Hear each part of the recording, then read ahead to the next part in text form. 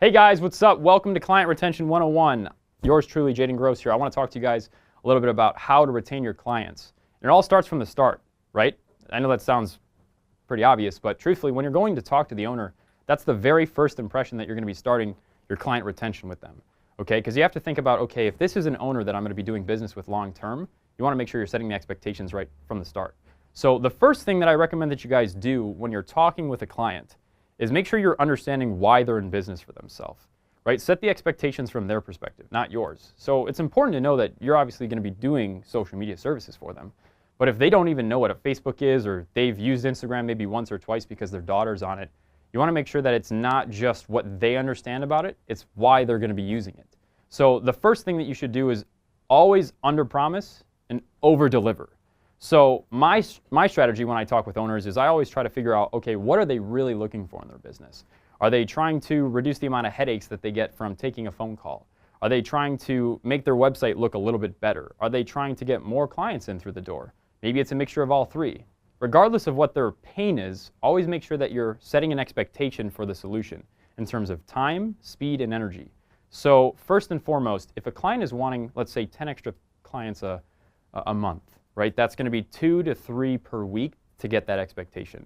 If you're not sure if you're able to do that because you've never had a client before, or you do have a client and you haven't been able to produce those results, make sure you're upfront with them.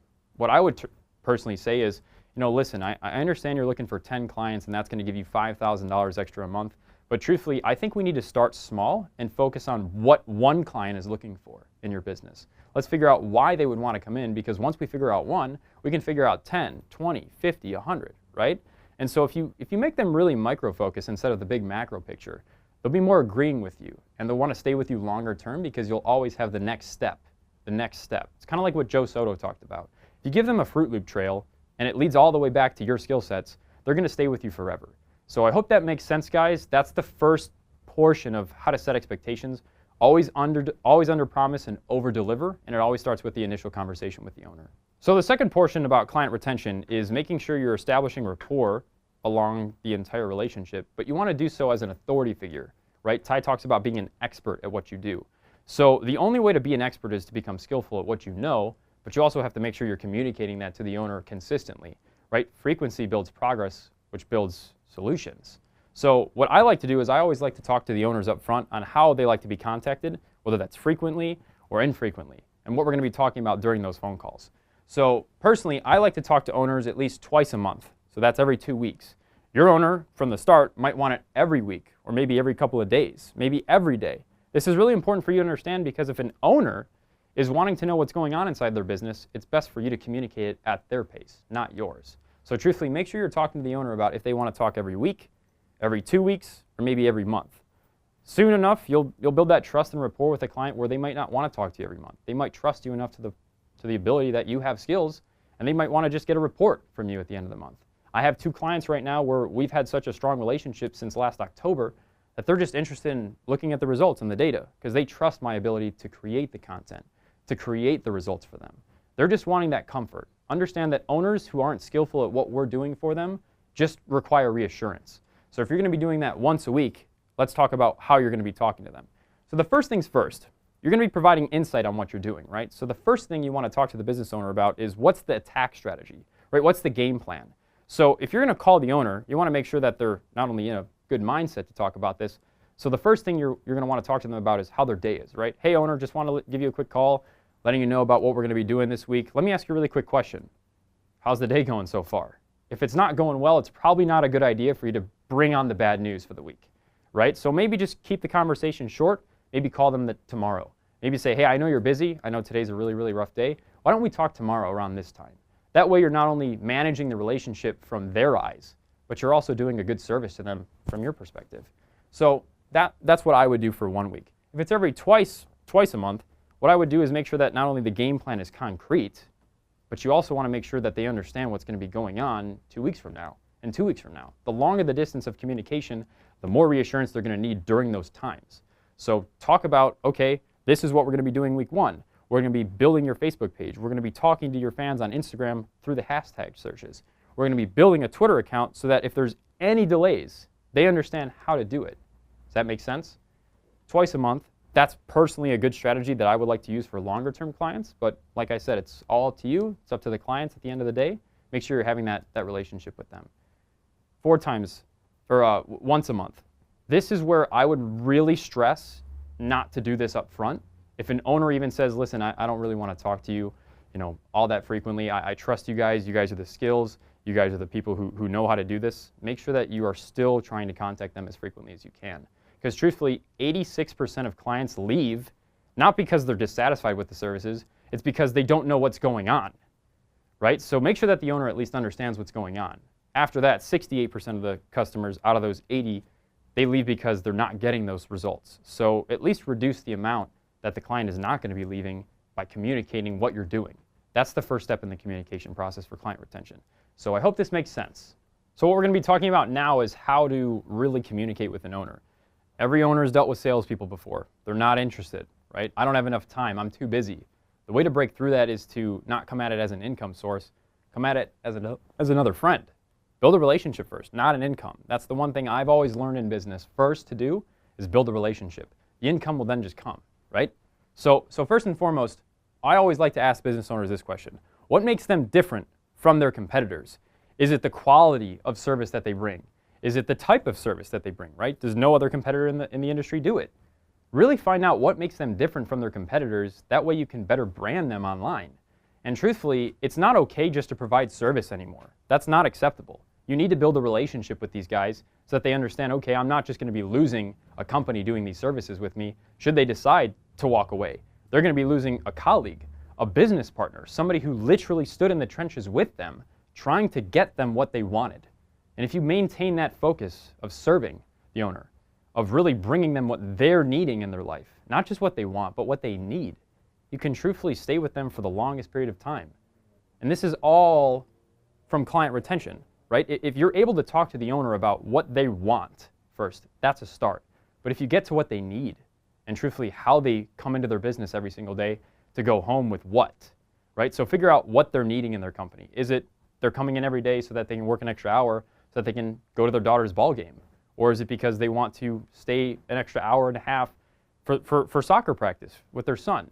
If you can truthfully get to the point on why the owner's coming into their business currently after 20, 30, 40 plus years, this will be the easiest way for you to retain a client because they will know that you are not just a person who's going to be bringing them service. You're going to be bringing them a communication that they haven't experienced before. Their service is coming with a type of quality that's almost personable. It's emotional, right? Humans make their decisions based upon numbers and results and logic, right? But if we do that only, we might not feel good about it. So don't just do business with people because you can provide them results. Do business with them because you want to do business with them. You like them, you respect them, and they respect you. That's how you truthfully build a quality relationship and not just an income. The last thing is, if you want to maintain that, we can even use the email marketing and the blog post strategies that we're going to be providing the owners to their clients for them. So have them subscribe to an email list. Say, hey, I want to make sure that we're staying in touch, but I also want you to make sure that you're staying on top of what we're going to be doing in your business. This is the easiest way for you to make them feel included, right? Because no owner wants to have no idea what's going on for some aspect of their business. They want to have some idea. They might not be the expert, but they like to feel included. So if you can put them in an email marketing list where you talk about the different changes that are going to be happening to Facebook, the different things that Instagram is going to be trying to do in the next 20 years, right? This will make them feel that they're comfortable talking to you about their fears, right? Because they're not the expert. You're the expert. Get them included. Make them feel comfortable, right? And blog posts. This is the easiest way for you to articulate who you are and why you do business, and they'll gravitate towards you, or they won't. And this is really, really important, and I want to talk to you guys about this. Blog posts are special because it allows you to obviously make good copyright and develop that as a skill, but truthfully, blog posts to me are something more personal. I'm able to talk in a way that nobody really wants to talk about in person because you have that fourth wall to disconnect. But at the end of the day, if a business owner is feeling the same way as you and you guys haven't had that conversation yet, maybe you can refer them to a blog post that you've been wanting to have that conversation with. You know, I've had situations before where one of my clients is getting a little bit frustrated with how slow or how tedious this process is, and I'm not able to explain that to him because another client who I've been working with for 3 months is already experiencing that result now, right? So patience is key, right? And the only way for you to really be able to get a client to stay with you is to have them be patient, right? They didn't start their business overnight. They might have gotten an LLC in 2 weeks. They might have been able to hire, business employees and staff within 4 to 5, but it started way before that. So make sure that you communicate to them, hey, this is something that is going to take some time. This is something where if you've been in business for 10, 15, 20 years, we're going to have to take at least 30 to 60 to 90 days articulating what makes you, you, right? Differentiate from the competitors. We're going to have to spend 30, 60, 90 days differentiating you from the competitors, right? You're confusing the audience. They like you, but they don't know how to like you. You haven't told them how to like you. Make it really simple for the owners. Social media is really, really crafty. You can really articulate exactly how you want to brand yourself on Facebook versus Instagram. And if you can communicate to the doctor, hey, we can target all the different types of patients or all the different types of clients if you have a restaurant or a bar, they'll truthfully gravitate to not just you for an income source, but for a relationship. So I hope that helps you guys, and we're going to be talking about a couple other things coming up soon. Hey guys, so this is another strategy that I've personally used in my business to try and help retain clients. It's more of an experimentational tactic, and it's what I like to call proactive customer service. So truthfully, what we've been trying to do in our physicians' practices is we're trying to figure out, okay, how can we use Twitter, right? It's a great social media platform. Some say it's on the decline. I'm not going to really look at the analytics behind Twitter. I just want to figure out how can we use this platform. So truthfully, what we've been doing is we've been using Twitter to just post updates, right? If the doctor is going to be running 10 or 15 minutes late, we'll post that on Twitter. And so now patients, instead of having to call and spend their time and energy contacting the physician to say, hey, are you guys running behind? They can just go check the Twitter feed and see, okay, this is what the doctor's schedule is looking like. Also, what we're doing on Twitter is we're just posting little updates here and there. So if winter season's coming, right, we'll say, hey, flu shots are coming around. We're going to be ordering 500 flu shots. Make sure you get in because we have a limited supply. So it's just little stuff like that. Something that is definitely to be cautious of, HIPAA, right, the Health Information Portability Act and accountability. You want to make sure that the security settings on your Twitter profile, so for us, we don't allow anybody to comment on Twitter, because if they, for example, are a patient and they see that the doctor is posting that they're 10, 15 minutes behind, what almost happened one time, and a patient went into the doctor to thankfully talk to him about it first instead of posting on Twitter. They were basically saying, hey, your 10, 15-minute delay caused me to get less time with you in our appointment to talk about my broken arm, right? And if the patient would have gone online to talk about that, that would have been an indirect violation of HIPAA. So that's really something you want to make sure you're staying clear of, is violating the big HIPAA. So security settings are important. Make sure you're just getting familiar with all the security settings on each social media platform. For Twitter specifically, I like to make sure that all they can do is retweet and like it. That's it. For online, you have to make sure that you're also staying aware that if it's online, it's international law, right? So for us, the reason why it's hard for Twitter to be so critical to the business is, let's say HIPAA changes a statute just in Delaware, right? I'm from Illinois, that's where the physicians are. If something changes in terms of a statute or legal-wise in Delaware and we post something on Twitter, since that's online, somebody from Delaware can technically look at it, right? So we're actually having to abide by all the different statutes. And that's what makes it tricky. So make sure you're contacting a legal professional to understand what you can and cannot do, because truthfully, there's too much going on in the legal world for us as social media experts to be spending our time unwisely, right? We ask our clients to not waste their time doing things they're not good at, so why should we spend time doing things we're not good at? Personally, I've actually just recently found it out. I'll write it down for you guys. It's called LegalShield.com. It's a monthly service that, that doesn't work.